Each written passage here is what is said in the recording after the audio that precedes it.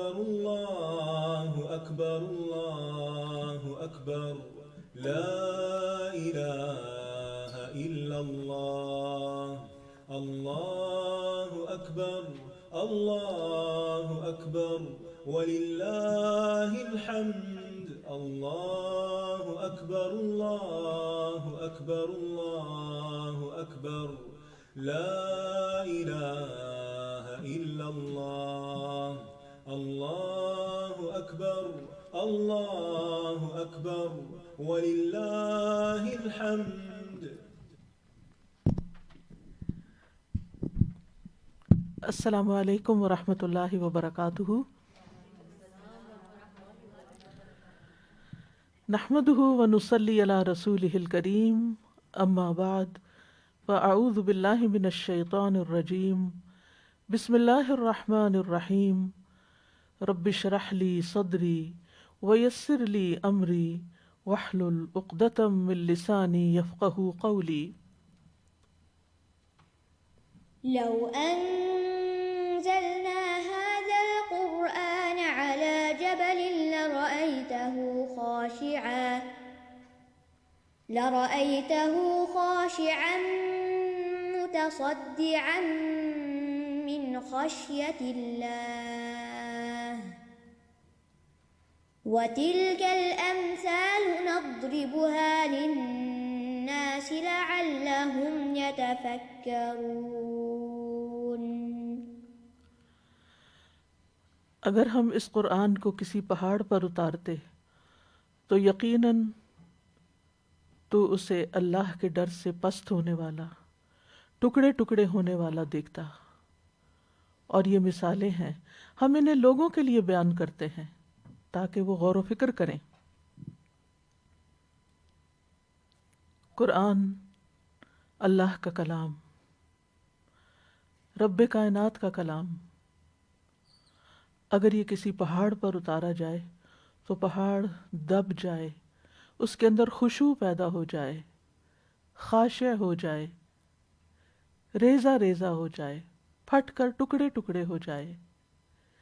یہی قرآن ہم پڑھتے ہیں تو ہم اپنے دلوں کا جائزہ لیں کہ یہ ہم پر کس طرح اثر کرتا ہے. کیا اس کے پڑھنے کے بعد ہمارے اندر بھی خشوع پیدا ہوتا ہے، ہمارے اندر عاجزی پیدا ہوتی ہے، ہم اللہ کے آگے جھک جاتے ہیں، ہم اللہ کی بات قبول کر لیتے ہیں، یا پھر جیسے سننے سے پہلے ہوتے ہیں ویسے ہی سننے کے بعد اس کو سن کر ہمارے دل کیوں نہیں پگھلتے، ہمارے اندر خشوع کیوں نہیں آتا،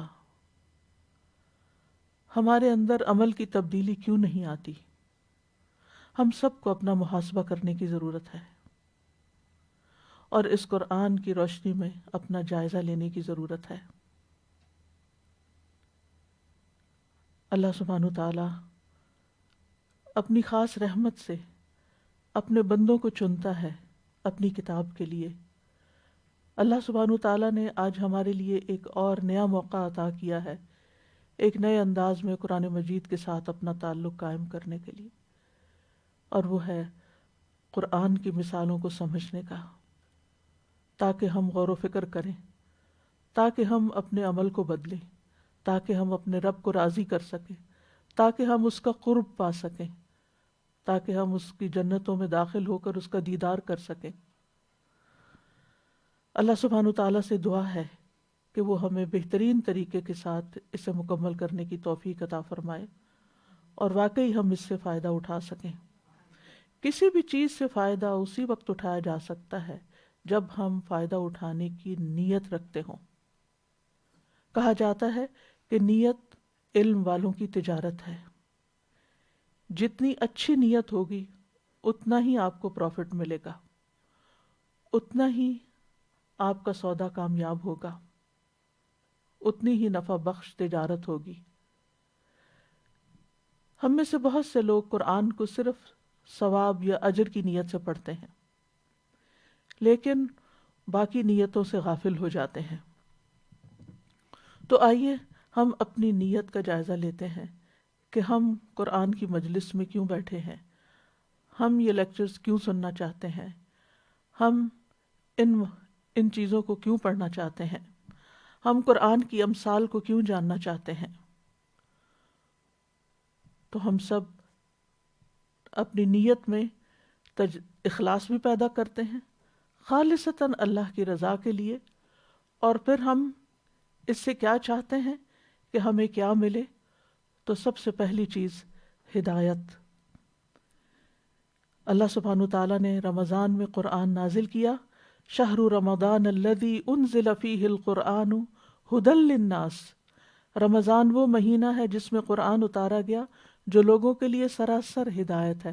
یعنی قرآن کے نزول کے ساتھ ہی پہلا مقصد کیا بتا دیا گیا کہ اس سے ہدایت حاصل کرو. اور ہدایت ملتی ہے تقویٰ کے ساتھ، اور تقویٰ ہوتا ہے اخلاص کے ساتھ، نیت کی درستگی کے ساتھ، کیونکہ ذالک الکتاب لا ریب فیہ ھدی للمتقین. اور قرآن مجید میں جتنا غور و فکر انسان کرتا ہے اتنا ہی وہ اس کے لیے ہدایت کا سبب بنتا ہے. یہدی بہ اللہ من اتبع رضوانہ سبل السلام. جس کے ساتھ اللہ ان لوگوں کو جو اس کی رضا کے پیچھے چلے سلامتی کے راستوں کی ہدایت دیتا ہے. لہٰذا اگر ہم اس کو ہدایت کی غرض سے پڑھیں گے تو انشاءاللہ سلامتی کے راستے ملیں گے اور سلامتی کی منزل دارالسلام تک پہنچیں گے. ابن تیمیہ رحمہ اللہ کہتے ہیں کہ جو شخص قرآن تدبر کے ساتھ اس لیے پڑھتا ہے تاکہ اسے ہدایت حاصل ہو جائے تو اس کے لیے حق کا راستہ واضح ہو جاتا ہے. دوسری نیت، دوسرا ارادہ کیا ہے؟ طلب الرحمہ، کہ اللہ کی رحمت طلب کی جائے. رحمت اس کتاب کے ساتھ جڑی ہوئی ہے. اگر ہم رحمت چاہتے ہیں تو اس کتاب کے ساتھ جڑ جائیں. اللہ تعالیٰ کا ارشاد ہے تنزیل من الرحمن الرحیم. اس بے حد رحم والے نہایت مہربان کی طرف سے اتاری ہوئی ہے. یہ کتاب رحمان الرحیم کی طرف سے آئی ہے. اور جو شخص خاموشی کے ساتھ اس کو سنتا ہے اور اس میں غور و فکر کرتا ہے اس کو بھی رحمت ملتی ہے. وَإِذَا قُرِئَ الْقُرْآنُ فَاسْتَمِعُوا لَهُ وَأَنصِتُوا لَعَلَّكُمْ تُرْحَمُونَ. اور جب قرآن پڑھا جائے تو اسے کان لگا کے سنو اور چپ رہو تاکہ تم پر رحم کیا جائے. اور یہ صرف ظاہری کانوں سے نہیں، دل کے کانوں کے ساتھ اس کو سنا جائے. قرآن کی مجلس میں بیٹھنا بھی رحمت کا باعث ہے. ابو ہریرہ رضی اللہ عنہ روایت کرتے ہیں کہ رسول اللہ صلی اللہ علیہ وسلم نے فرمایا جو لوگ اللہ کے گھروں میں سے کسی گھر میں اللہ کی کتاب کی تلاوت کرتے ہیں اور اس کی تعلیم میں مصروف ہوتے ہیں ان پر سکینت نازل ہوتی ہے، رحمت انہیں ڈھانپ لیتی ہے اور فرشتے انہیں گھیر لیتے ہیں، اور اللہ ان کا ذکر اپنے پاس موجود فرشتوں میں کرتے ہیں. کتنے خوش قسمت ہیں وہ لوگ جو ایسی مجالس میں شریک ہوں اور یہ سارے فائدے حاصل کر پائیں. تیسری چیز اللہ سے مناجات. قرآن کے ذریعے انسان اللہ سبحانہ تعالیٰ سے ایک خاص تعلق قائم کرتا ہے، اللہ سبحانہ تعالیٰ کے ساتھ باتیں کرتا ہے. اللہ سبحانہ تعالیٰ کا جب کلام سنتا ہے تو اس کے دل پر اثر ہوتا ہے اور پھر دل ہی دل میں وہ اپنے رب سے باتیں کرتا ہے. ابن مبارک کہتے ہیں کہ میں نے سفیان ثوری سے پوچھا جب آدمی نماز کے لیے کھڑا ہو تو اپنی قرات اور نماز میں کس چیز کی نیت کرے؟ انہوں نے کہا کہ وہ اس چیز کی نیت کرے کہ وہ اپنے رب سے مناجات کر رہا ہے. تو جب ہم قرآن پڑھ رہے ہوں یا سن رہے ہوں، اس کا کچھ حصہ بھی پڑھ رہے ہوں، تو ہمیں اس کا صرف پڑھنا ہی نہ ہو اپنی زبان کے ساتھ، حلق سے اوپر تک ہی نہ رہ جائیں، بلکہ دل ہی دل میں اپنے رب کو یاد کریں اور اس سے سرگوشیاں کریں.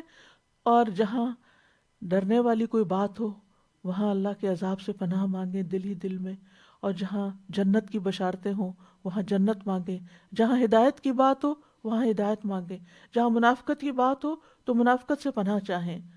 اور یہ سب کچھ اپنے رب کے ساتھ سرگوشیاں کرنے سے ہوتا ہے. پھر اس کے بعد چوتھی چیز شفا کی نیت سے پڑھنا. شفا اللہ تعالیٰ کا فرمان ہے وَنُنَزِّلُ مِنَ الْقُرْآنِ مَا هُوَ شِفَاءٌ وَرَحْمَةٌ وَرَحْمَةٌ لِّلْمُؤْمِنِينَ. اور ہم قرآن میں سے تھوڑا تھوڑا نازل کرتے ہیں جو ایمان والوں کے لیے سراسر شفا اور رحمت ہے۔ ہم سب جانتے ہیں کہ بیماریاں جسمانی بھی ہوتی ہیں، روحانی بھی ہوتی ہیں۔ روح کو بھی بیماریاں لگی ہوئی ہوتی ہیں، قلب بھی بیمار ہوتے ہیں، دل بیمار ہوتے ہیں، اور ان کی شفا قرآن میں ہے۔ لہٰذا ہم یہ سب اس نیت سے بھی سنیں کہ اللہ سبحانہ وتعالیٰ اس کے ذریعے ہماری جسمانی اور روحانی بیماریوں کو شفا عطا فرمائے۔ یہ قرآن اگر پہاڑ پہ نازل ہوتا تو اس کو ریزہ ریزہ کر دیتا، تو پھر یہ کیسے ہو سکتا ہے کہ اگر یہ قرآن واقعی ہم صحیح معنوں میں اخذ کریں تو وہ ہماری بیماریوں کو نکال نہ دے۔ ابن قیم کہتے ہیں کہ اللہ نے آسمان سے کبھی بھی کوئی ایسا علاج نہیں اتارا جو اس قرآن سے زیادہ عام، زیادہ مفید اور زیادہ عظیم اور بیماری کو ختم کرنے میں زیادہ حوصلہ افزا ہو۔ لیکن یاد رکھیے کہ کسی ہتھیار کی تاثیر کی قوت اس ہتھیار کو چلانے اور مارنے والے کی قوت سے ہوتی ہے۔ تو آپ کس شوق سے اس کو لیتے ہیں اور کس شوق سے اس کو جذب کرتے ہیں، یہ آپ پر ڈیپینڈ کرتا ہے۔ پھر اس کے بعد اس نیت سے بھی سیکھیں کہ اس کو سیکھ کر سکھانا بھی ہے، دوسروں تک لے جانا بھی ہے۔ عثمان رضی اللہ عنہ کہتے ہیں رسول اللہ صلی اللہ علیہ وسلم نے فرمایا، خیرکم من تعلم القرآن وعلمہ، تم میں سے بہتر ہے وہ جو قرآن سیکھے اور اس کی تعلیم دے۔ عقبہ بن عامر کہتے ہیں کہ رسول اللہ صلی اللہ علیہ وسلم گھر سے نکل کر تشریف لائے، ہم صفہ کے چبوترے پر موجود تھے۔ آپ نے فرمایا، تم میں سے کون یہ پسند کرتا ہے کہ روزانہ بطحان یا عقیق کی وادی میں جائے اور وہاں سے بغیر کسی گناہ اور قطع رحمی کے 2 بڑے بڑے کوہان والی اونٹنیاں لے آئے؟ ہم نے عرض کیا، اللہ کے رسول، ہم سب کو یہ پسند ہے۔ آپ نے فرمایا، پھر تم میں سے کوئی شخص صبح مسجد میں کیوں نہیں جاتا کہ وہ اللہ عز و جل کی کتاب کی 2 آیتیں خود سیکھے یا ان کی قرات کرے، تو یہ اس کے لیے 2 اونٹنیوں کے حصول سے بہتر ہے۔ تو اس نیت کے ساتھ یہاں پر آئیں، اس نیت کے ساتھ سنیں کہ اللہ سبحانہ وتعالی ہمیں اس کے ذریعے بہترین اجر عطا فرمائے۔ اور یہ 3 آیات 3 اونٹنیوں سے بہتر اور 4 آیات اس کے لیے 4 سے بہتر ہیں، اور جتنی بھی آیات ہوں گی اسی اعتبار سے اجر و ثواب بھی ہوگا۔ پھر ایک اور نیت بھی کر لیں کہ عمل کرنا ہے۔ اللہ تعالیٰ کا فرمان ہے، الذین آتیناہم الکتاب یتلونہ حق تلاوتہ، وہ لوگ جنہیں ہم نے کتاب دی ہے اسے پڑھتے ہیں جیسے اسے پڑھنے کا حق ہے۔ ابن مسعود رضی اللہ عنہ کہتے ہیں، قسم ہے اس ذات کی جس کے ہاتھ میں میری جان ہے، قرآن کریم کی تلاوت کا حق یہ ہے کہ انسان اس کے حلال کو حلال جانے، اس کے حرام کو حرام جانے، اور اس کو ایسے پڑھے جیسے اللہ نے اس کو نازل کیا ہے، اور کلمات کو ان کی جگہوں سے تحریف و تبدیل نہ کرے، اور کسی بھی آیت کی وہ تفسیر نہ کرے جو اس کی حقیقی تفسیر نہ ہو، یعنی جس کانٹیکس میں وہ نازل ہوئی ہے، جس مقصد کے لیے وہ نازل ہوئی ہے، اس کے علاوہ کوئی اور بات نہ کرے۔ اور جو شخص قرآن پر عمل کرتا ہے تو اس کے لیے خوشخبری ہے۔ نواس بن سمعان کہتے ہیں، میں نے رسول اللہ صلی اللہ علیہ وسلم کو فرماتے ہوئے سنا، قیامت کے دن قرآن اور قرآن والے ایسے لوگوں کو لایا جائے گا جو اس پر عمل کرتے تھے۔ سورت بقرہ اور سورت آل عمران اس کے آگے آگے ہوں گی۔ رسول اللہ صلی اللہ علیہ وسلم نے ان صورتوں کے لیے 3 مثالیں دیں جن کو سننے کے بعد میں آج تک نہیں بھولا۔ آپ نے فرمایا، جیسے وہ 2 بادل ہیں، یا وہ 2 کالے سائبان ہیں جن کے درمیان روشنی ہے، یا جیسے وہ ایک سیدھ میں اڑنے والے پرندوں کی 2 ٹولیاں ہیں، وہ اپنے صاحب یعنی قرآن کے ساتھی کی طرف سے مدافعت کریں گی۔ یعنی جو شخص اس کتاب پر عمل کرے گا، یہ قرآن، یہ کتاب اس کے لیے سفارش کرے گی۔ ابن مسعود کہتے ہیں کہ ہم میں سے ایک شخص جب 10 آیات سیکھ لیتا تو ان سے آگے نہ بڑھتا جب تک کہ ان کے معنی نہ سمجھ لیتا اور ان پر عمل نہ کرتا۔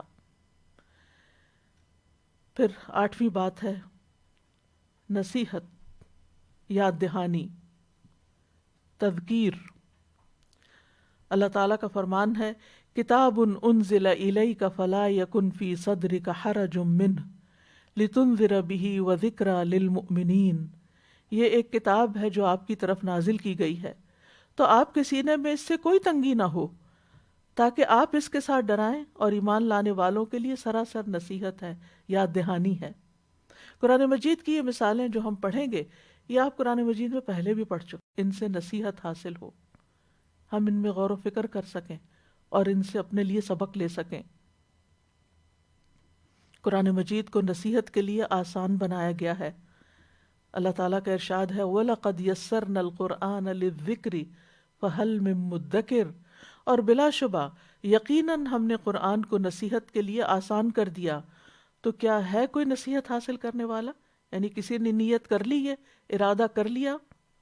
ابن کثیر اللہ تعالیٰ کے اس فرمان کے بارے میں کہتے ہیں کہ اس کا مطلب ہے کہ جو اس قرآن کے پڑھنے یا سیکھنے کا ارادہ کرتا ہے، ہم نے اس کے لیے الفاظ کو آسان بنایا اور اس کے معنی کو آسان بنایا تاکہ لوگ اس سے نصیحت حاصل کر سکیں، اس سے فائدہ اٹھا سکیں۔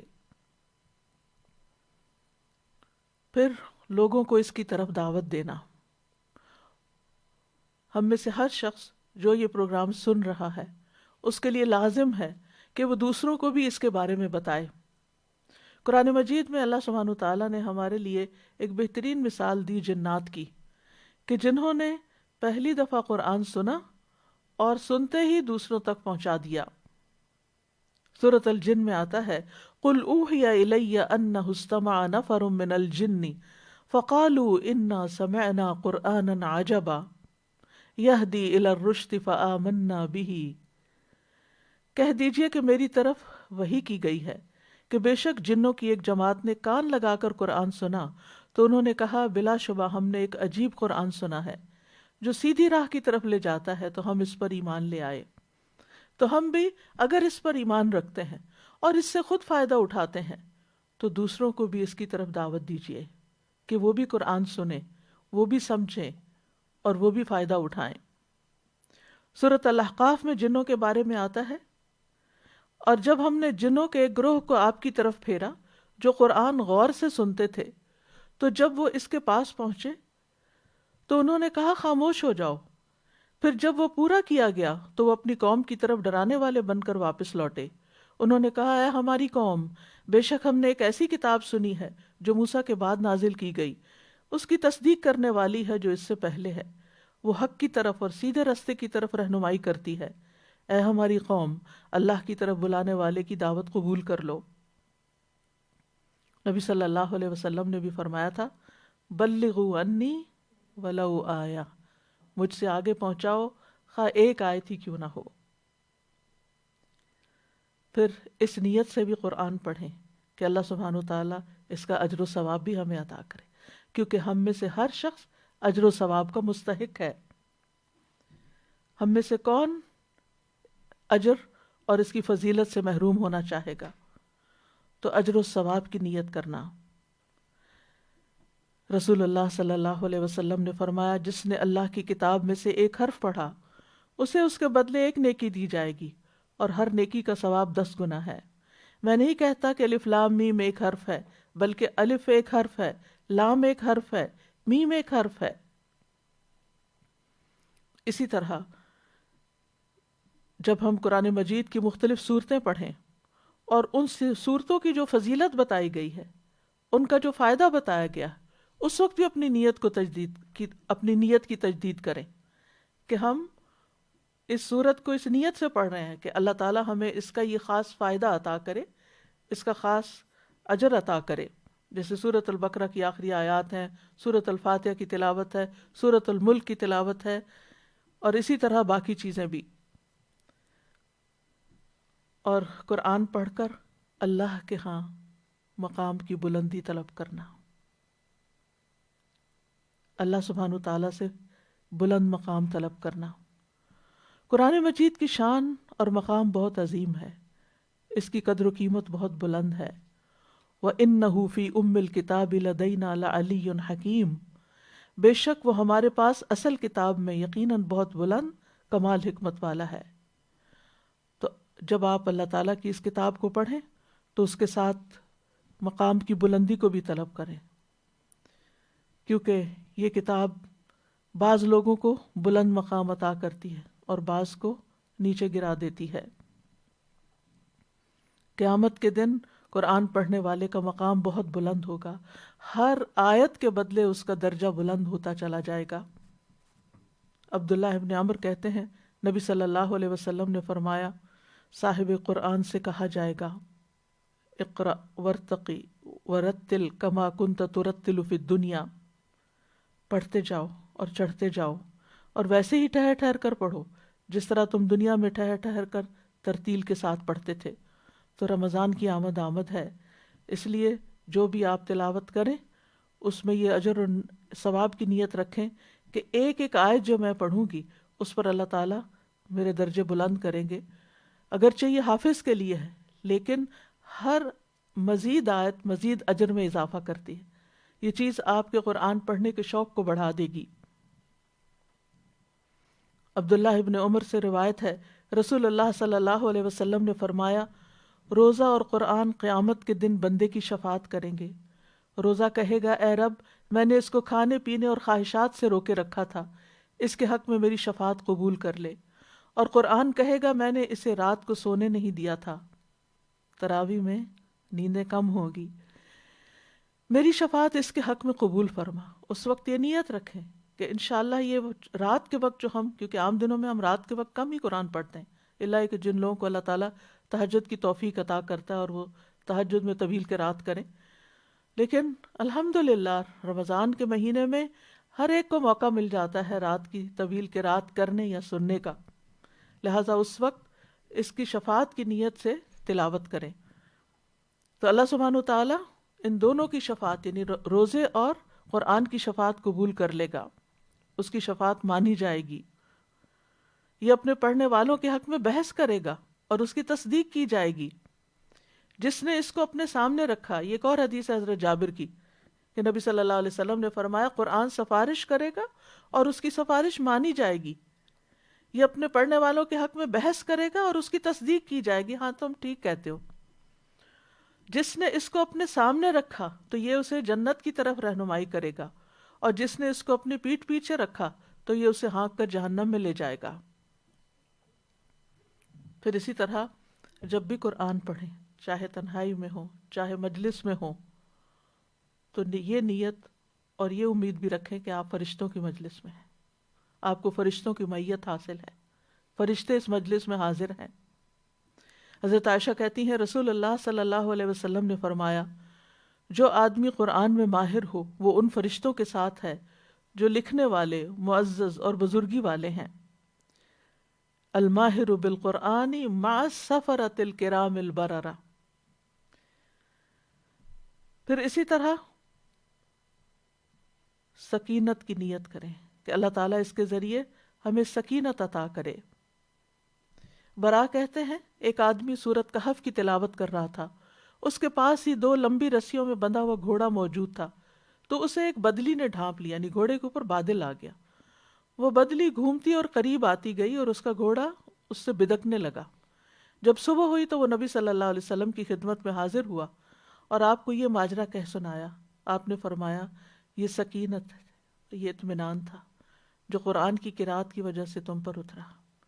سکینت کیا ہے؟ ابن حجر کہتے ہیں کہ راجح قول یہ ہے کہ سکینت اللہ کی مخلوقات میں سے ایک مخلوق ہے جس میں اطمینان اور رحمت پائی جاتی ہے اور اس کے ساتھ فرشتے ہوتے ہیں۔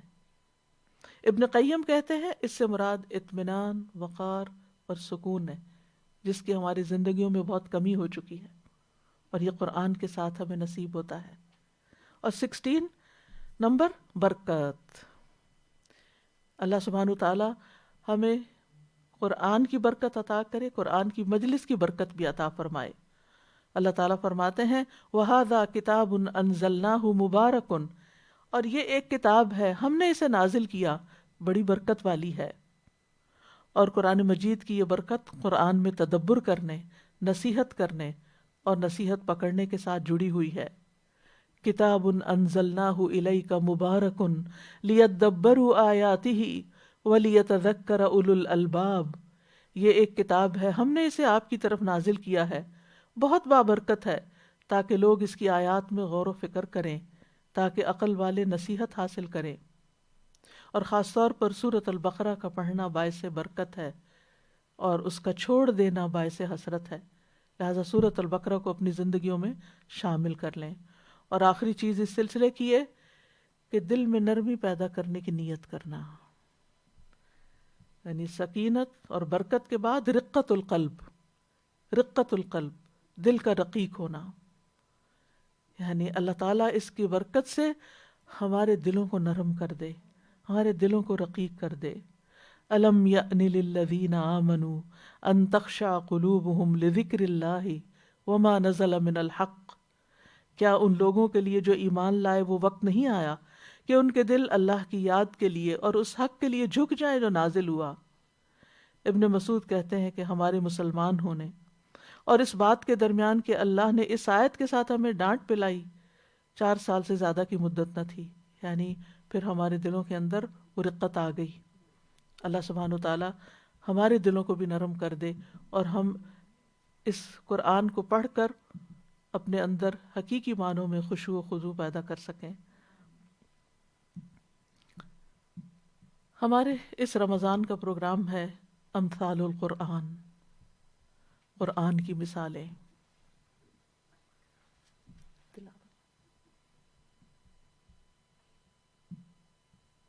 لو أنزلنا هذا القرآن على جبل لرأيته خاشعا متصدعا من خشية الله وتلك الأمثال نضربها للناس لعلهم يتفكرون۔ اگر ہم اس قرآن کو کسی پہاڑ پر اتارتے تو یقیناً آپ اسے اللہ کے ڈر سے پست ہونے والا، خشوع کرنے والا، ٹکڑے ٹکڑے ہو جانے والا دیکھتے۔ اور یہ مثالیں ہیں، ہم انہیں لوگوں کے لیے اس لیے بیان کرتے ہیں تاکہ وہ غور و فکر کریں۔ یاد رکھیے، قرآن مجید صرف احکامات پر مبنی کتاب نہیں ہے کہ جس میں کچھ حکم دے دیے گئے ہوں اللہ سبحانہ و تعالیٰ کی طرف سے، بلکہ یہ ایک تربیتی کتاب بھی ہے۔ یہ ہمارے نفسوں کا تزکیہ بھی کرتی ہے اور تربیت بھی کرتی ہے۔ اللہ تعالیٰ نے اس کلام میں صرف شرعی احکامات نہیں بیان کیے، بلکہ اس کتاب کو لوگوں کی ہدایت کا ذریعہ بنایا ہے۔ یہ کتاب ہدایت و اصلاح ہے۔ سورۃ النحل میں اللہ تعالیٰ فرماتے ہیں وَنَزَّلْنَا عَلَيْكَ الْكِتَابَ تِبْيَانًا لِكُلِّ شَيْءٍ وَهُدًى وَرَحْمَةً وَبُشْرَى لِلْمُسْلِمِينَ، اور ہم نے آپ پر یہ کتاب نازل کی اس حال میں کہ ہر چیز کا واضح بیان ہے اور فرما برداروں کے لیے ہدایت اور رحمت اور خوشخبری ہے۔ تو جو اس پر عمل کریں گے وہ ہدایت بھی پائیں گے، رحمت بھی پائیں گے، خوشخبریاں بھی پائیں گے۔ تو انسانوں کی اصلاح کے لیے، ان کی تربیت کے لیے، ان کے تزکیہ کے لیے مثال کے ذریعے بات سمجھانا ایک مؤثر ذریعہ ہے۔ کسی بھی نظام تعلیم کے اندر کسی بھی سبجیکٹ کی تعلیم جب کسی مثال کے ذریعے کی جاتی ہے تو بات آسان بھی ہو جاتی ہے سمجھنا اور یاد بھی رہتی ہے۔ یعنی مثالوں سے بات سمجھانا ان طریقوں میں سے ہے، ان میتھڈز میں سے ہے جن کا لوگوں کے دلوں پر جلد اثر ہوتا ہے، وہ اس بات کو جلد قبول کر لیتے ہیں۔ اللہ سبحانہ وتعالیٰ فرماتے ہیں وَيَضْرِبُ اللَّهُ الْأَمْثَالَ لِلنَّاسِ لَعَلَّهُمْ يَتَذَكَّرُونَ، اور اللہ لوگوں کے لیے مثالیں بیان کرتا ہے تاکہ وہ نصیحت حاصل کریں۔ یعنی مثالیں قرآن کی اس لیے بیان کی گئی ہیں تاکہ ہمیں نصیحت حاصل ہو۔ جو ہم نے ابھی نیتیں کی قرآن سے فائدہ اٹھانے کے لیے اور اس پروگرام سے فائدہ اٹھانے کے لیے، ان میں سے ایک یہ بھی تھی کہ ہم اس کے ذریعے نصیحت حاصل کریں گے۔ مثالوں کو بیان کرنا عربی زبان کا ایک بنیادی اصول ہے۔ قرآن مجید کے نزول سے پہلے بھی عربوں کے ہاں روزمرہ زندگی میں بہت سی باتیں مثالوں سے بیان کی جاتی تھیں، اور اس پر کتابیں بھی لکھی گئی ہیں، جیسے مجمع الامثال ہے۔ لوگوں نے وہ ساری مثالیں کتابوں کے اندر اکٹھی کر دی۔ کچھ مثالیں تو جاہلی دور کی ہیں، یعنی نزول قرآن سے پہلے کی، اور کچھ اس کے بعد کی بھی.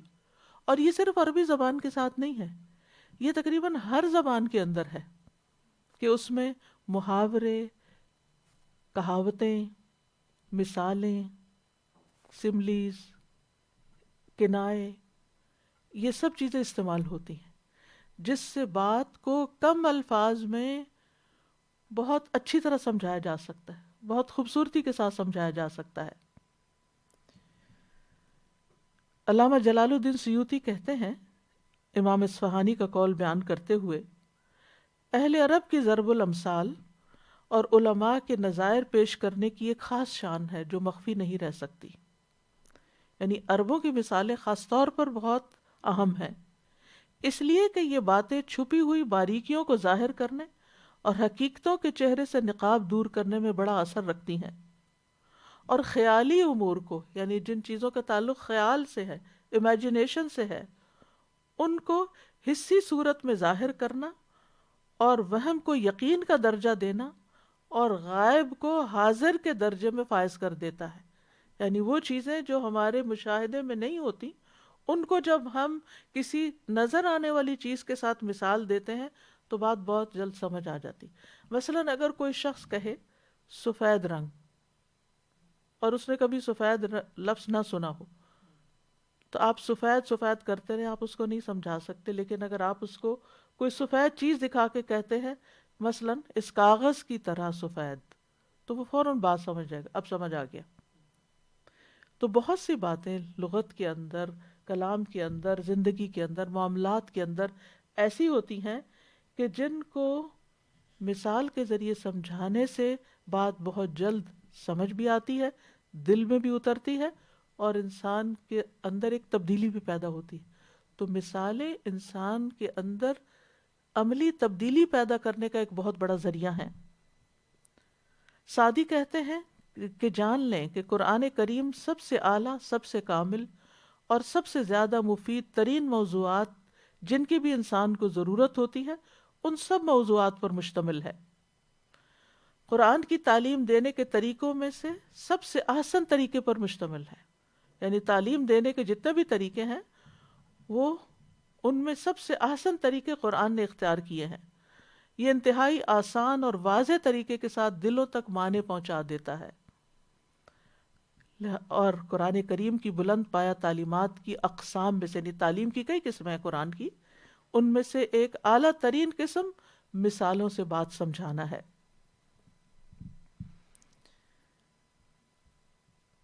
اللہ سبحانہ وتعالیٰ نے جتنی بھی مثالیں قرآن مجید میں بیان کی ہیں، ان میں انتہا درجے کی بلاغت پائی جاتی ہے.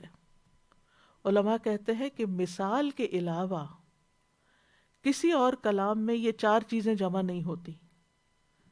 یعنی بتانے کے، سکھانے کے جتنے بھی طریقے ہیں، ان میں یہ چار چیزیں جمع نہیں ہوتی، لیکن مثال سے جب کوئی چیز سمجھائی جاتی ہے تو اس میں یہ چار چیزیں پائی جاتی. نمبر 1، الفاظ کا مختصر ہونا. نمبر 2، معنی کا درست ہونا. نمبر 3، تشبیہ کا بہت احسن انداز میں پیش کیا جانا. تشبیہ ہوتی ہے ایک چیز کو دوسرے کے مشابہ قرار دینا. نمبر 4، کنائے کی عمدگی. بس ان چار چیزوں کی وجہ سے مثال میں انتہا درجے کی بلاغت پیدا ہو جاتی ہے.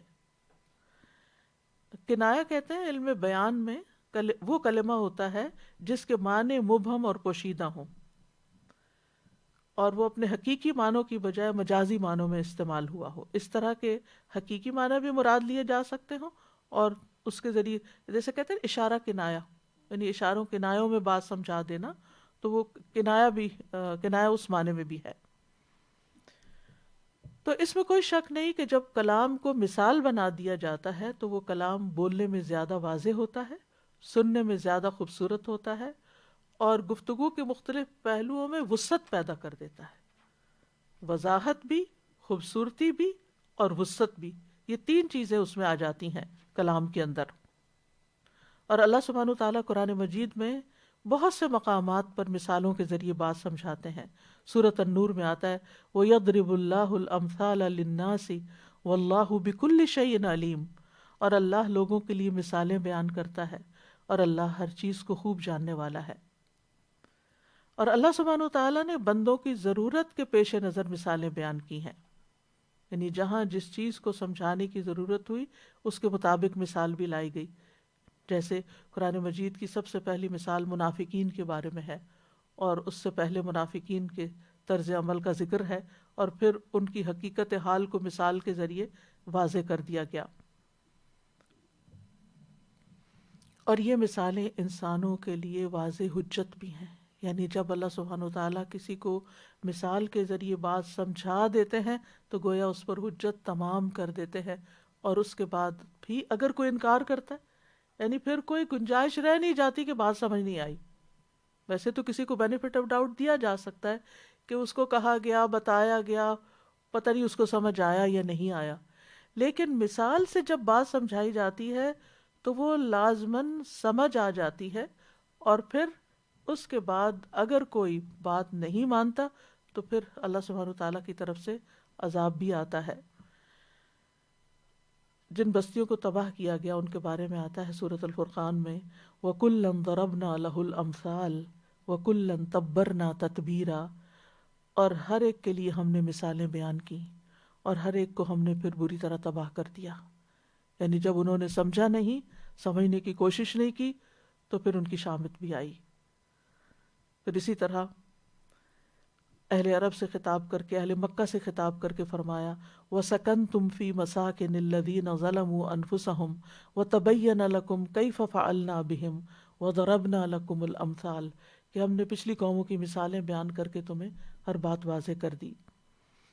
تو مثال کو بیان کرنے کے کئی فائدے ہوتے ہیں، جن میں سے سب سے پہلا یہ کہ مثال جو ہے مسائل کو حسی بنا دیتی ہے، محسوس کرنے والا بنا دیتی ہے.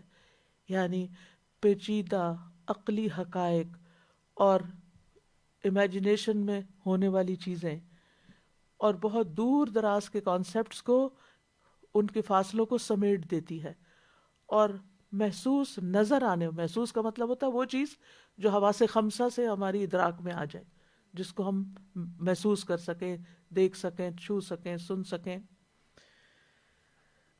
تو مثال جو ہے وہ راستے مختصر کر دیتی، لمبی باتوں کو مختصر کر دیتی ہے. ایک بات کو واضح کرنے کے لیے بعض اوقات کئی دلیلیں دینی پڑتی ہیں، لیکن ان کی جگہ اگر ایک مثال بیان کر دی جائے تو بات جلدی سمجھ میں آ جاتی ہے. پھر اسی طرح مثال ہر درجے اور ہر طبقے کے شخص کو فائدہ دیتی ہے، یعنی ایک عام ذہن کو بھی فائدہ دیتی ہے اور بڑے بڑے انٹلیکچوئلس کو بھی فائدہ دیتی ہے، یعنی سب کے لیے یکساں بنا دیتی ہے، علم کو آسان کر دیتی ہے اور مسائل کو قابل اطمینان بنا دیتی ہے. کیونکہ جو باتیں صرف ذہن میں ہوں اور صرف سوچوں کی حد تک ہوں تو انسان ان میں الجھتا رہتا ہے، لیکن جب وہ ایک مخصوص محسوس شکل میں سامنے آ جائیں تو انسان اس الجھن سے نکل آتا ہے. پھر اسی طرح بہت سے لوگ جو ہٹ دھرم ہوتے ہیں اور میں نہ مانوں کے طریقے پہ چل رہے ہوتے ہیں، ایسے لوگوں کو اگر صرف لاجک سے یا صرف دلائل سے سمجھایا جائے تو بعض اوقات وہ اس کے مقابلے میں حجت بازی کرتے رہتے ہیں، لیکن اگر کوئی سمپل سی مثال دے کے بات کی جائے تو وہ خاموش ہو جاتے ہیں. تو اس اعتبار سے بھی مثال بہت فائدہ مند ہوتی ہے. مثال کے طور پر عیسیٰ علیہ السلام کو لوگوں نے خدا کیوں کہا؟ کہ وہ مردوں کو زندہ کرتے تھے. اس دلیل کے ساتھ انہوں نے یہ دلیل پکڑی اور کہا کہ مردے کو زندہ تو صرف وہی کر سکتا ہے جو خدا ہوتا ہے، اس بنا پہ عیسیٰ خدا ہے. دوسری انہوں نے دلیل یہ دی کہ وہ بغیر باپ کے پیدا ہوئے ہیں، تو یہ خدا ہی ہو سکتا ہے جو بغیر باپ کے پیدا ہو. تو ان کو ایک مثال سے بات سمجھا دی گئی، ان مثل عیسیٰ عند اللہ کمثل آدم خلقہ من تراب، کہ عیسیٰ کی مثال اللہ کے نزدیک آدم کی سی ہے جس کو اس نے مٹی سے پیدا کیا. اب اس کے بعد کیا کہیں گے کہ وہ بغیر باپ کے بھی پیدا ہوئے تھے، اور پھر یہ کہ اللہ سبحانہ و تعالیٰ نے ان کو اتنا شان اور مرتبہ بخشا، لیکن وہ الہ نہیں بنے، وہ انسان ہی رہے. یاد رکھیے کہ مثالیں عربی شعر و شاعری میں بھی بہت ہیں، احادیث میں بھی بہت مثالیں ہیں، لیکن اس وقت ہمارا موضوع قرآن کی مثالیں ہیں. تو قرآن مجید کی مثالوں کو جاننے کی خاص اہمیت ہے. سب سے پہلی بات تو یہ کہ اس سے نصیحت حاصل کی جائے، قرآن میں مزید تدبر ہو. افلا یتدبرون القرآن ام علی قلوب اقفالها. تو مثالیں قرآن کے تدبر میں بھی مددگار ہیں، اور ہر مثال کو ہم الگ الگ فوکس کر کے سمجھیں گے تو اس میں مزید گہرائی میں اتریں گے اور زیادہ بہتر طور پر اس کو سمجھ پائیں گے. کیونکہ ایک مومن کے لیے قرآن کو سمجھنا اور پھر خاص طور پر قرآن کی مثالوں کو سمجھنا ایک بہت اہم کام ہے. زندگی میں جتنے بھی ہم کام کرتے ہیں ان میں سے ایک اہم کام یہ بھی ہے کہ ہم اس کتاب کو بہت اچھی طرح سمجھ جائیں، کہ یہ ہمارے اندر ایسے جذب ہو جائے کہ جیسے ہماری عادتوں اور ہمارے رویوں اور ہمارے معاملات کا ایک ایسا حصہ ہو جائے کہ جس کے لیے ہمیں کوئی مصنوعی کوشش نہ کرنی پڑے بلکہ وہ ہماری عادت بن چکی ہو. اسی طرح یہ بھی ہے کہ یہ ایک بہت نفع بخش علم ہے. ہم دعا کرتے ہیں نا کہ اللہم انی اسألک علما نافعا، تو قرآن کی مثالوں کو سمجھنا علم نافع ہے. اور پھر یہ کہ اہل علم و دانش ہی قرآن کی مثالوں کو سمجھ سکتے ہیں. قرآن کی مثالوں کو سمجھنے والا عالم کہلاتا ہے، علم والا کہلاتا ہے. سورۃ العنکبوت میں اللہ تعالیٰ فرماتے ہیں وَتِلْكَ الْأَمْثَالُ نَضْرِبُهَا لِلنَّاسِ وَمَا يَعْقِلُهَا إِلَّا الْعَالِمُونَ. اور یہ مثالیں ہیں جو ہم لوگوں کے لیے بیان کرتے ہیں اور انہیں صرف جاننے والے ہی سمجھتے ہیں، علم والے ہی سمجھتے ہیں. یعنی جس کے پاس علم ہوگا وہی قرآن کی مثالوں کو سمجھ سکے گا. تو قرآنی مثالوں کو سمجھنے والے کی تعریف کی جا رہی ہے. تو اگر ہم اس رمضان میں یہ پوری کوشش کر کے قرآن کی مثالوں کو سمجھ لیں تو انشاءاللہ اللہ سبحانہ وتعالیٰ کی پسند اور رضا کا ایک کام کرنے کا موقع مل رہا ہے جس سے بھرپور فائدہ اٹھانا چاہیے. کیونکہ اللہ سبحانہ وتعالیٰ نے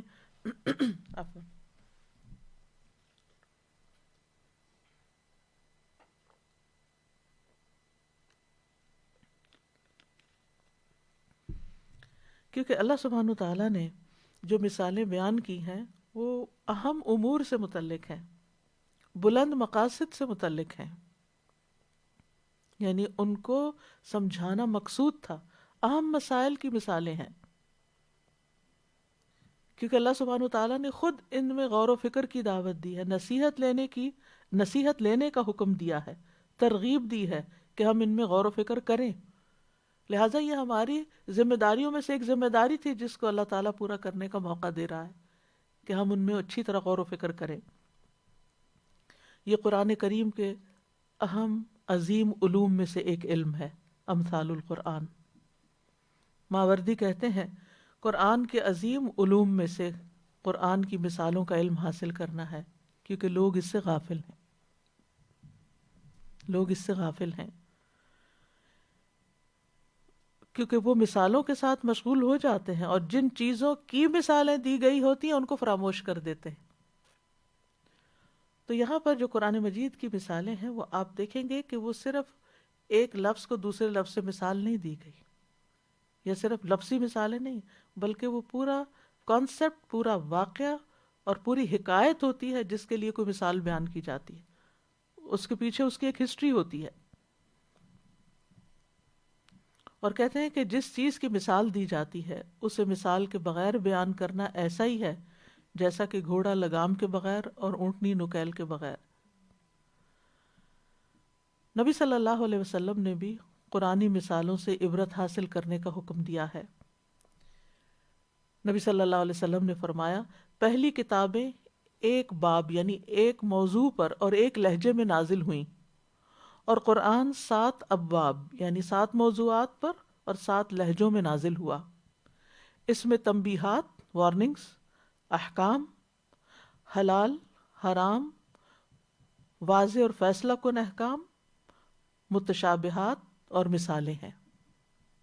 بس اس کے حلال کو حلال کر لو، اس کے حرام کو حرام ٹھہراؤ، جس کا تمہیں حکم دیا گیا ہے وہ کرو، اور جس سے تمہیں روکا گیا ہے اس سے رک جاؤ، اور اس کی مثالوں سے عبرت حاصل کرو.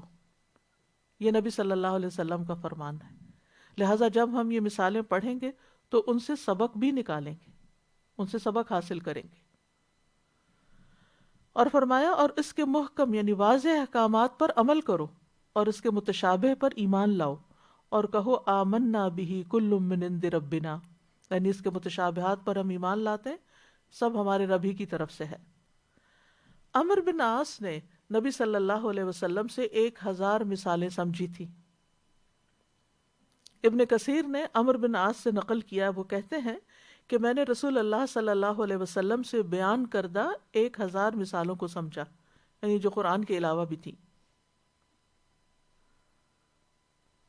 تو ہیثمی المجمع میں کہتے ہیں کہ یہ عمرو بن العاص رضی اللہ عنہ کی بہت بڑی فضیلت ہے، کیونکہ وَتِلْكَ الْأَمْثَالُ نَضْرِبُهَا لِلنَّاسِ وَمَا يَعْقِلُهَا إِلَّا الْعَالِمُونَ، یہ مثالیں ہم سب لوگوں کے لیے بیان کرتے ہیں لیکن ان کو سمجھتے صرف علم والے ہی ہیں۔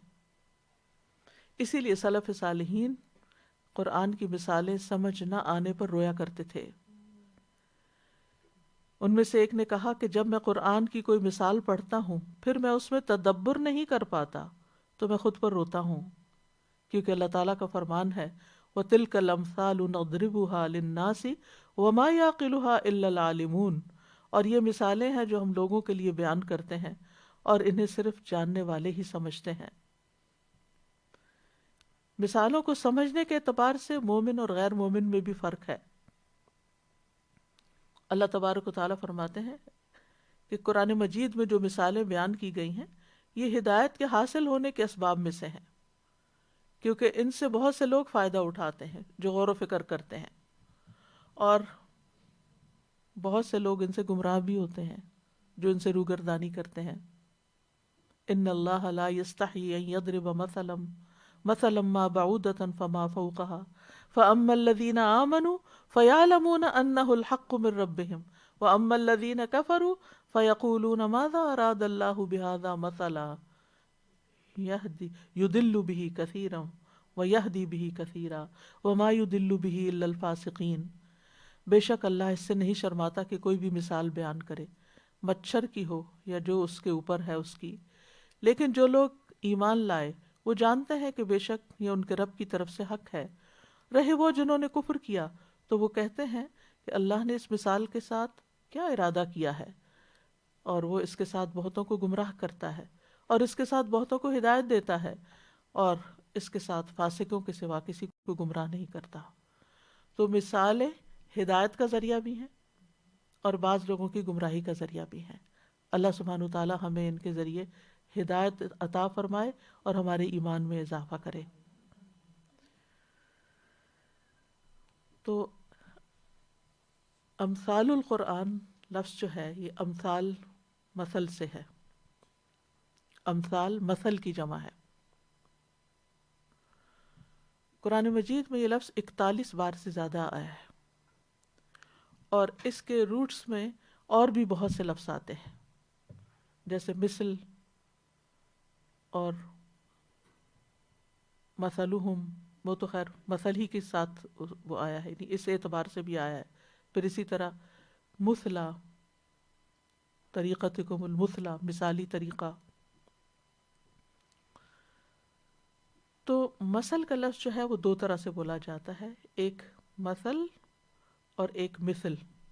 اور مثل کا معنی ہوتا ہے مشابہ، مشابہ ہونا، اور مثل کا مطلب ہوتا ہے صفت، یعنی کہ مثلہم یعنی صفتہم، ان کی مثال یعنی ان کی صفت۔ تو مثال میں ایک چیز کو دوسری چیز سے تشبیہ دی جاتی ہے، کیونکہ دونوں کے درمیان کوئی مماثلت پائی جاتی ہے، کوئی چیز کامن ہوتی ہے، جس کی وجہ سے پھر وہ ایک چیز دوسری سے مشابہ ہو جاتی ہے، اور وہ ذہن میں ہوتی ہے، اور جو اس سے مشابہ سامنے ہوتی ہے وہ مثال کے ذریعے واضح ہو جاتی ہے۔ کیونکہ قرآن مجید میں کچھ چیزیں ایسی ہیں کہ جو ماضی کے واقعات سے تعلق رکھتی ہیں، کچھ چیزیں ایسی ہیں کہ جو ابھی انسانی علم کا ان میں احاطہ نہیں ہے، کچھ ایسی چیزیں ہیں جو علم الغیب سے تعلق رکھتی ہیں۔ تو ایسی بہت سی چیزوں کو سمجھانے کے لیے اللہ سبحانہ وتعالیٰ نے مثالوں کو بیان کیا ہے اپنی اس کتاب میں۔ امثال القرآن کی دو بڑی قسمیں ہیں۔ ایک ہے صریح مثالیں جن میں لفظ مثل استعمال ہوا ہے، جیسے مثلہم کمثل الذی استوقد نارا، یہ صریح مثال ہے کہ اس شخص کی مثال اس کی طرح ہے، یعنی مثلہم ان کی مثال اس شخص کی مثال کی طرح ہے۔ یہ ہیں واضح مثالیں، صریح مثالیں جن میں لفظ مثل استعمال ہوا۔ دوسری ہیں چھپی ہوئی مثالیں، یہ وہ مثال ہوتی ہے کہ اس نص میں مثال کے الفاظ ذکر نہیں کیے گئے ہوتے لیکن ان کا حکم مثالوں کا ہی ہوتا ہے۔ یعنی کچھ مثالوں میں تو آپ کو لفظ مثل ملے گا، لیکن کچھ مثالیں ایسی ہوں گی کہ جن میں لفظ مثل یا مثال نہیں آئے گا لیکن ہوگی وہ مثال ہی، جیسے سورۃ توبہ کی آیت نمبر 109، افمن اسس بنیانہ علی تقوی من اللہ ورضوان خیر ام من اسس بنیانہ علی شفا جرف ہار فانہار بہ فی نار جہنم واللہ لا یہدی القوم الظالمین۔ تو کیا وہ شخص جس نے اپنی عمارت کی بنیاد اللہ کے خوف اور اس کی خوشنودی پہ رکھی وہ بہتر ہے، یا وہ جس نے اپنی عمارت کی بنیاد کھوکھلے تودے کے کنارے پہ رکھی جو گرنے والا تھا، پس اسے لے کر جہنم کی آگ میں گر گیا، اور اللہ ظالم لوگوں کو ہدایت نہیں دیتا۔ تو انشاءاللہ آگے جا کر ان کی مزید وضاحت کریں گے، لیکن یہ دو مثالیں ہیں کہ جن میں ایک واضح مثال اور ایک چھپی ہوئی مثال۔ قرآنی مثالوں میں کیا چیزیں پائی جاتی ہیں؟ ابن قیم کہتے ہیں قرآن میں جو مثالیں بیان کی جاتی ہیں وہ درج ذیل بیان پر مشتمل ہوتی ہیں۔ تعریف اور مذمت کا بدلہ مختلف ہونا، ثواب اور سزا کا بدلہ مختلف ہونا، مثالیں کبھی کسی کام کی عظمت یا بڑائی بیان کرتی ہیں، کبھی کسی کام کی تحقیر کو بیان کرتی ہیں، اسے چھوٹا کر کے بتاتی ہیں، کبھی کسی کام کے ثابت ہونے کو بیان کرتی ہیں، کبھی کسی کام کے باطل ہونے کو بیان کرتی ہیں۔ یعنی مقاصد مختلف ہیں، اور وہ وقت کے ساتھ ساتھ آپ انشاءاللہ ان کو جان لیں گے۔ قرآن مجید میں مثال لفظ جو ہے یہ 3 معنی میں استعمال ہوا ہے۔ نمبر 1 وصف بیان کرنے کے لیے، صفت بیان کرنے کے لیے، جیسے صحابہ کی مثال ہے سورۃ الفتح میں، محمد الرسول اللہ والذین معہ اشداء علی الکفار رحماء بینہم تراہم رکعا سجدا یبتغون فضلا من اللہ ورضوانا سیماہم فی وجوہہم من اثر السجود ذالک مثلہم فی التوراۃ ومثلہم فی الانجیل، آگے آخر آیت تک۔ تو اس میں صحابہ کرام کا وصف بیان ہوا ہے، تو یہاں مثال بمانے وصف ہے، یعنی صفت بیان ہوئی ہے کہ وہ کیسے لوگ ہیں، کہ محمد اللہ کے رسول ہیں اور وہ لوگ جو اس کے ساتھ ہیں کافروں پر بہت سخت ہیں، آپس میں نہایت رحم دل ہیں۔ آپ انہیں اس حال میں دیکھیں گے کہ رکوع کرنے والے ہیں، سجدے کرنے والے ہیں، اپنے رب کا فضل اور اس کی رضا ڈھونڈتے ہیں، ان کی شناخت ان کے چہروں میں موجود ہے سجدے کرنے کے اثر سے، یہ ان کا وصف تورات میں ہے، اور انجیل میں ان کا وصف اس کھیتی کی طرح ہے جس نے اپنی کونپل نکالی، پھر اسے مضبوط کیا، پھر وہ موٹی ہوئی، پھر اپنے تنے پر سیدھی کھڑی ہو گئی، کاشت کرنے والوں کو خوش کرتی ہے تاکہ وہ ان کے ذریعے کافروں کو غصہ دلائے۔ اللہ نے ان لوگوں کو جو ان میں سے ایمان لائے اور انہوں نے نیک اعمال کیے بڑی بخشش اور بہت بڑے اجر کا وعدہ کیا ہے۔ تو اس میں ان کی صفات بیان ہوئی ہیں کہ وہ کیسے لوگ ہیں۔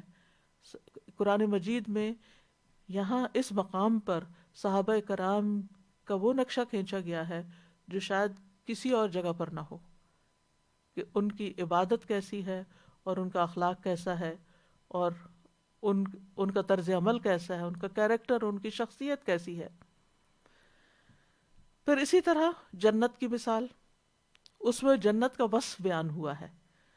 سورۃ محمد میں آتا ہے مثل الجنت التی وعد المتقون فیہا انہار من ماء غیر آسن وانہار من لبن لم یتغیر طعمہ وانہار من خمر لذۃ للشاربین وانہار من عسل مصفى ولہم فیہا من کل الثمرات ومغفرۃ من ربہم کمن ہوا خالد فی النار وسقوا ماء حمیما فقطع امعاءہم.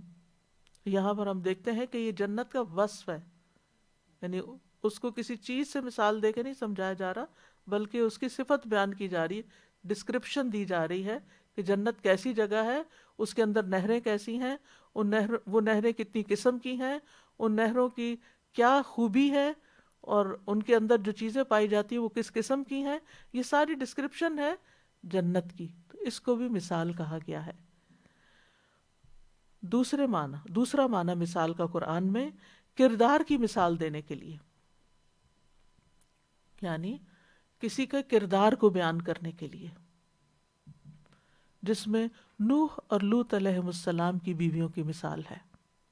اللہ سبحانہ وتعالیٰ فرماتے ہیں ضرب اللہ مثلا للذین کفروا امرأۃ نوح وامرأۃ لوط. اللہ نے ان لوگوں کے لیے جنہوں نے کفر کیا نوح کی بیوی اور لوط کی بیوی کی مثال بیان کی ہے علیہم السلام. یعنی وہ ایک مثال ہیں ان لوگوں کے لیے جو انکار کرتے ہیں کہ دیکھو وہ نبیوں کی بیویاں تھیں اور ان کا انجام کیا ہوا. تو یہ ایک اور مثال کا انداز ہے. تیسری قسم ہے جو زیادہ تر ملتی ہے وہ مثال التشابہ ہے، کسی چیز کی تشبیہ دینے کے لیے.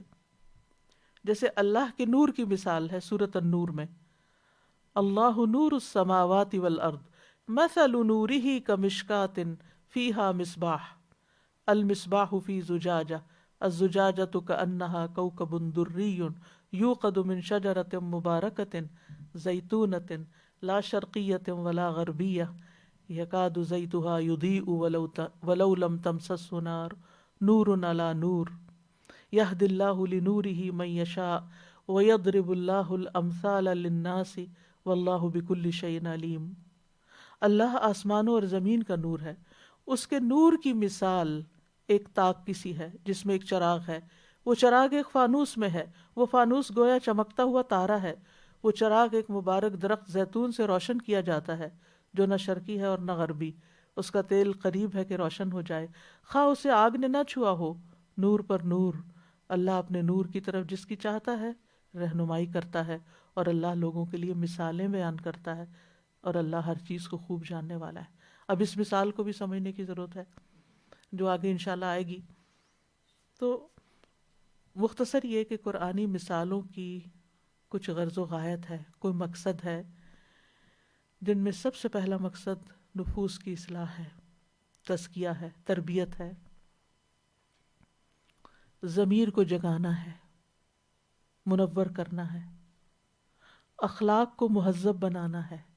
یعنی ان مثالوں کے ذریعے اللہ تعالیٰ ہمارے اخلاق سنوارنا چاہتے ہیں، راستوں کو سیدھا کرنا ہے، عقائد کی اصلاح کرنا ہے، کیونکہ شرک کی مثال آئے گی، کفر کی مثال آئے گی، توحید کی مثال آئے گی. بصیرتوں کو روشن کرنا ہے، انسان کی خیر کی طرف رہنمائی کرنا ہے، جماعت کی اصلاح کرنا ہے، برائیوں سے آگاہ کرنا ہے تاکہ ان سے بچا جا سکے، اچھے اعمال سے آگاہ کرنا ہے تاکہ پاکیزہ نفس اور پاکیزہ دل ان کو قبول کر لیں. تو یہ ہیں مقاصد یا غرض و غایت ان مثالوں سے. اور ویسے اس کا فائدہ کیا ہے اوور آل کہ انسان عبرت حاصل کرتا ہے، سبق حاصل کرتا ہے. بہت سی چیزوں کی جیسے دنیا کی مثال بھی قرآن مجید میں ہے تو اس سے پتہ چلتا ہے کہ دنیا کی حقیقت کیا ہے، اس کی ناپائیداری کے بارے میں پتہ چلتا ہے، اس کے زوال اور اس کے فنا کے بارے میں انسان کو پتہ چلتا ہے. جو مثال سے، مشاہدے سے انسان سیکھتا ہے تو زیادہ دیر پا اثر ہوتا ہے.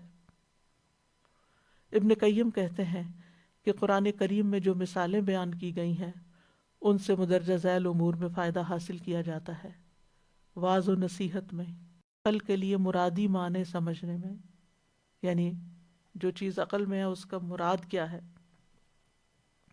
اور جن چیزوں کے بارے میں مثالیں بیان کی جا رہی ہوں ان کا ظاہری صورت میں نقشہ کھینچنے میں کہ ان چیزوں کی عقل کے لیے ایسی نسبت ہو جائے جیسا کہ ظاہری اور حسی چیزوں کی حواس کی طرف نسبت ہوتی ہے. یعنی جو ہمارے عقل یا سوچ میں چیزیں ہیں وہ کھل کے واضح ہو کے ایسے ہمارے سامنے آ جائیں جیسے کسی دیکھنے والی چیز کو ہم دیکھ پاتے ہیں.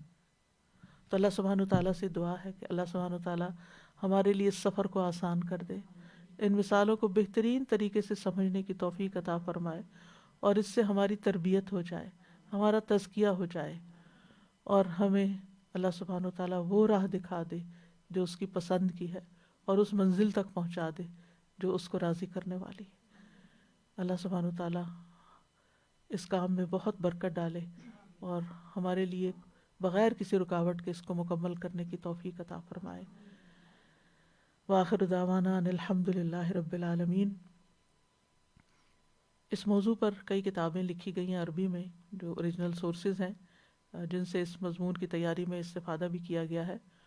وہ ہے ترمذی کی، حکیم ترمذی کی الامثال من الکتاب والسنہ، یہ 320 ہجری میں فوت ہوئے ہیں.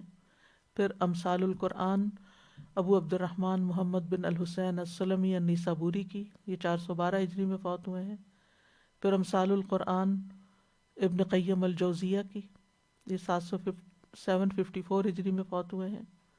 پھر اسی طرح امثال القرآن محمود بن الشریف کی. پھر الامثال فی القرآن دکتور محمد جابر الفیاض کی. اسی طرح اردو میں امثال القرآن قاری محمد دلاور کی. تو بہرحال اللہ تعالیٰ سے دعا ہے کہ اللہ تعالیٰ ہمیں صحیح معنوں میں سمجھنے کی توفیق عطا فرمائے.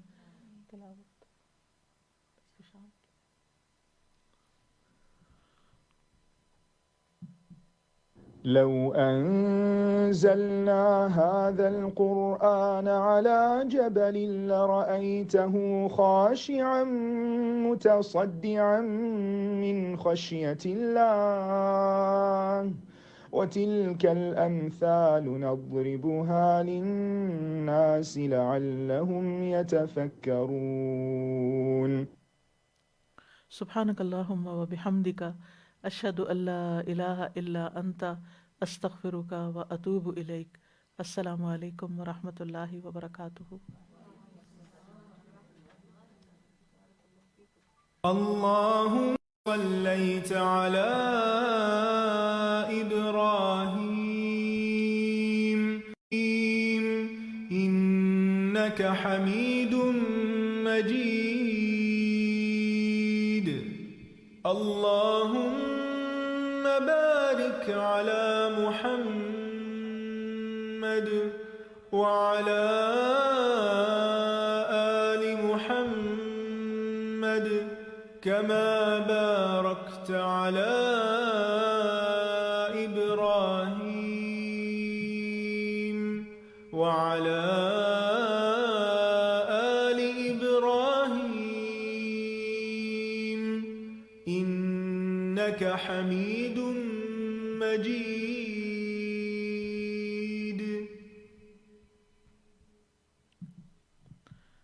کوئی بات کرنا چاہے تو آپ کریے.